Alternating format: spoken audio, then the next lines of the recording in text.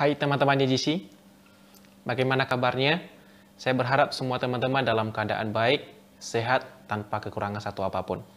Hari ini saya mengajak teman-teman untuk bisa berdoa dan membacakan firman Tuhan.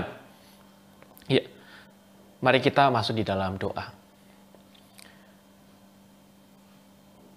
Bapa yang baik, kami bersyukur, berterima kasih kepada Tuhan. Oleh karena kasih-Mu, oleh karena kebaikan-Mu, kami boleh ada sebagaimana adanya kami saat ini. Kami memohon Tuhan, dalam kami merenungkan firman-Mu, kiranya Tuhan yang memimpin kami untuk kami mengerti, memahaminya. Dan terlebih lagi, kami dapat melakukannya dalam kehidupan kami. Kami berdoa di dalam nama Tuhan Yesus. Amin. Nah teman-teman, saya mengajak kita membacakan dalam 1 Korintus pasal 12 ayat 4 sampai ayat yang ke-11. 1 Korintus pasal 12 ayat 4 sampai 11. Ada rupa-rupa karunia tetapi satu roh, dan ada rupa-rupa pelayanan tetapi satu Tuhan, dan ada berbagai-bagai perbuatan ajaib tetapi Allah adalah satu yang mengerjakan semuanya dalam semua orang. Tetapi kepada tiap-tiap orang dikaruniakan penyataan roh untuk kepentingan bersama. Sebab kepada seorang roh memberikan karunia untuk berkata-kata dengan hikmat, dan kepada yang lain roh yang sama memberikan karunia berkata-kata dengan pengetahuan. Kepada yang seorang roh yang sama memberikan iman, dan kepada yang lain ia memberikan karunia untuk menyembuhkan.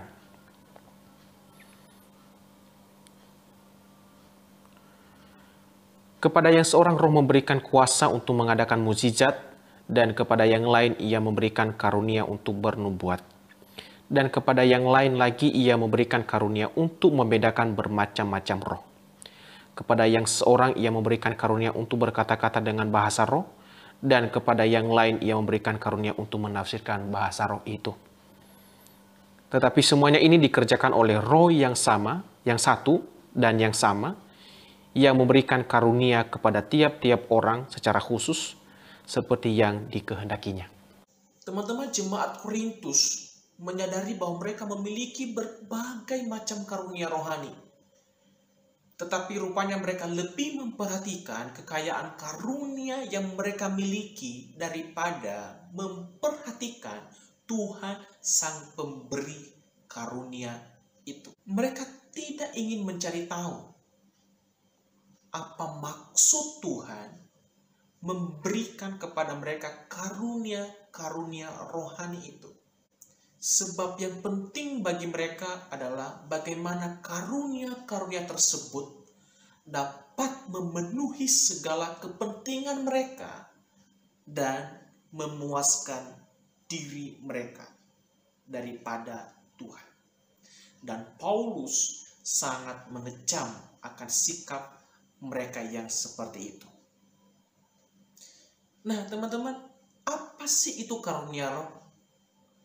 Karunia roh adalah kemampuan khusus yang diberikan oleh Roh Kudus kepada setiap orang yang percaya kepada Yesus untuk kepentingan jemaat atau untuk kepentingan orang lain, kepentingan bersama, bukan untuk kepentingan diri kita sendiri. Bagaimana kita bisa memiliki karunia roh? Ketika seseorang menjadi percaya kepada Yesus dan dilahirbarukan oleh Roh Kudus, maka Roh Kudus memberikan paling tidak satu karunia rohani kepada orang tersebut. Apakah Roh Kudus hanya bisa memberikan satu kepada setiap orang percaya? Tidak. Roh Kudus bisa memberikan 2 kepada setiap orang percaya. Bisa juga 3, bisa juga 4. Tergantung daripada kehendak Allah Roh Kudus. Bagaimana ia memberikannya dan mempercayakan karunia itu kepada setiap orang Kristen. Nah teman-teman, karunia roh juga tidak terbatas pada tulisan Paulus kepada jemaat di Korintus ya.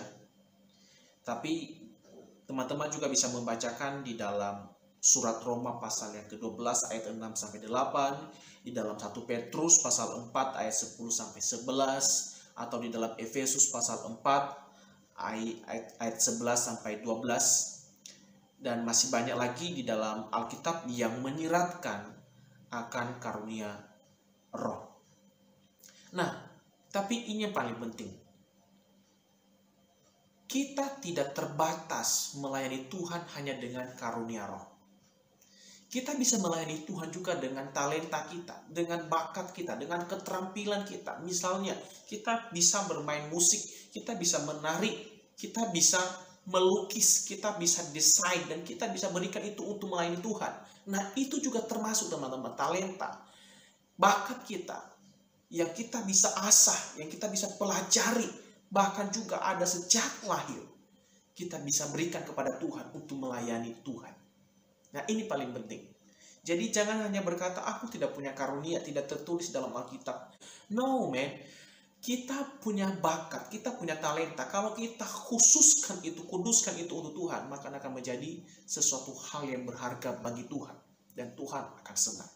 Maka jangan hanya terbatas dengan karunia, tetapi kita juga bisa melayani Tuhan dengan talenta kita. Talenta dan karunia roh bersumber daripada Tuhan. Perbedaannya adalah talenta itu ada sejak lahir. Ya, ketika kita lahir secara alami, secara biologis. Tetapi karunia roh ada sejak lahir baru, sejak kita percaya kepada Yesus. Nah, talenta bisa dimiliki oleh siapa saja, atau disebut itu sebagai anugerah umum yang diberikan kepada semua orang, bebas, baik orang percaya ataupun tidak percaya. Sedangkan karunia roh hanya diberikan kepada orang percaya kepada Yesus. Nah, teman-teman, karunia tidak bisa dipelajari, tetapi talenta itu bisa diasah dan bisa kita pelajari. Nah, teman-teman, kita harus mengetahui apa karunia rohani kita. Ini menjadi penting sekali bagi kita. Kita juga harus mengerti apa yang menjadi talenta dan bakat kita yang Tuhan berikan. Karena pertama, memberikan arah dan tujuan hidup. Bakat, keterampilan, ya, atau karunia seringkali menjadi petunjuk yang kuat untuk menemukan tujuan hidup seseorang. Teman-teman, kita percaya bahwa hidup kita sudah ditetapkan oleh Tuhan. Nah, untuk mengetahui tujuan hidup yang Tuhan sudah tetapkan kepada kita di dalam kekekalan, salah satu caranya adalah dengan mengetahui karunia kita. Karena dengan karunia atau talenta yang Tuhan sudah berikan kepada kita akan menunjukkan arah dan tujuan hidup kita. Nah, teman-teman, ini sangat penting sekali. Kalau kita memang Tuhan percayakan untuk menjadi seorang dosen nantinya, untuk menjadi seorang guru, untuk menjadi seorang bisnismen, untuk menjadi seorang pengusaha, untuk menjadi seorang konselor, dan sebagainya, kita harus menemukan bakat talenta kita sekarang ini. Itu menunjukkan. Kalau teman-teman orang yang pintar misalnya bicara, mungkin teman-teman bisa menjadi seorang motivator. Atau teman-teman suka dengan jual, beli, dan sebagainya, mungkin teman-teman dikaruniakan tujuan hidup teman-teman, Tuhan percayakan untuk menjadi seorang bisnismen, jadi seorang pengusaha, dan sebagainya. Itu tidak menjadi salah. Teman-teman, karunia yang Tuhan sudah berikan kepada kita, tidak hanya kita bisa gunakan dalam gereja. No, ini untuk dunia, untuk kepentingan semua orang. Ya, jadi jangan terbatas karunia itu, talenta itu hanya bisa kita gunakan melayani Tuhan di gereja, tidak, tetapi melayani Tuhan juga di sekolah kita, di kampus kita, di tempat kita bekerja. Kita manfaatkan semua talenta dan karunia yang Tuhan berikan kepada kita. Yang kedua, memberikan kebebasan untuk menjadi diri sendiri. Teman-teman, kecenderungan kita adalah pengen menjadi orang yang kita kagumi, benar tidak? Dan itu sangat mustahil untuk menjadi seperti orang yang kita inginkan, seperti orang yang kita kagumi. Mustahil sekali untuk menjadi seperti mereka. Nah, teman-teman, salah satu cara untuk kita bisa menjadi diri sendiri adalah dengan menemukan apa yang menjadi karunia rohani kita. untuk menemukan apa yang menjadi talenta atau bakat kita.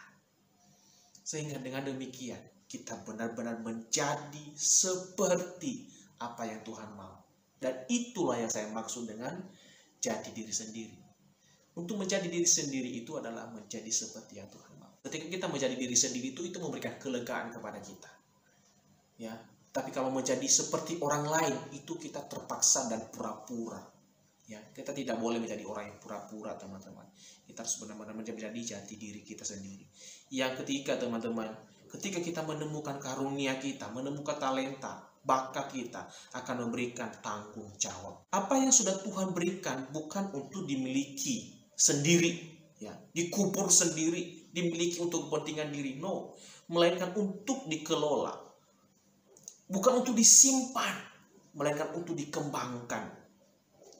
Sebagai anak Tuhan, kita harus serius dalam hal mengelola dan mengembangkan karunia yang Tuhan sudah berikan kepada kita. Dan mengerti apa yang menjadi talenta bakat kita. Dan kita harus benar-benar kembangkan itu. Dan nanti suatu saat kelak, ketika kita bertemu dengan Tuhan, Tuhan akan bertanya kepada kita, apa kita sudah mengelolanya dengan baik? Apa kita sudah mengembangkannya dengan baik? Atau tidak? Dan apa jawab kita? Dan Tuhan mau menuntut pertanggungjawaban daripada masing-masing kita, teman-teman. Kiranya kita semuanya menjadi orang-orang yang sudah mengetahui apa yang menjadi talenta kita, apa yang menjadi karunia dan bakat kita. Jangan menguburkan talenta kita. Teman-temannya sudah menemukan bakat, talentanya, ya. Jangan menguburkan itu, teman-teman.